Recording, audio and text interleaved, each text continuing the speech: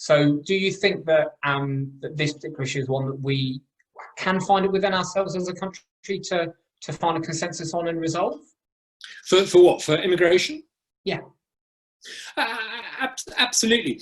I think a reason why we don't have consensus is because there's been confusion on the conservative centre right, where there's been an unwillingness to make the moral case for controlling our borders, and people have shied away from that, and they've wanted to sound sort of Blairite.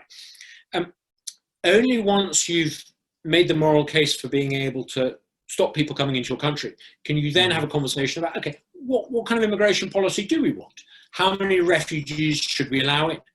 Should we have a question of cultural compatibility? Are there some countries where we think that first and second generation settlers are going to find it easier to integrate?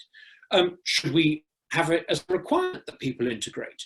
If we insist that people integrate when they come here, and we recognize that not all cultures are the same and there may be questions of cultural compatibility, might we give some preference to some people from some countries and not others?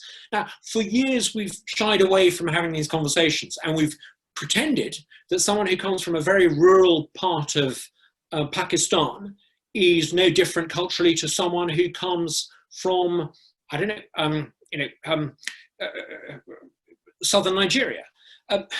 I think there are differences, and I think we need to be prepared to have this conversation. And it's only by having this conversation in a respectful way that I think we're going to have an immigration policy that works for us and works for people who, as Ronald Reagan might put it, aren't going to be immigrants. One day they're going to be Britons. And how do we make them Britons? And how do we have a policy that works for all Britons? We need to talk about the culture. We're going to have this conversation about culture. And for too long, conservatives have focused on economic things. We need to talk about culture.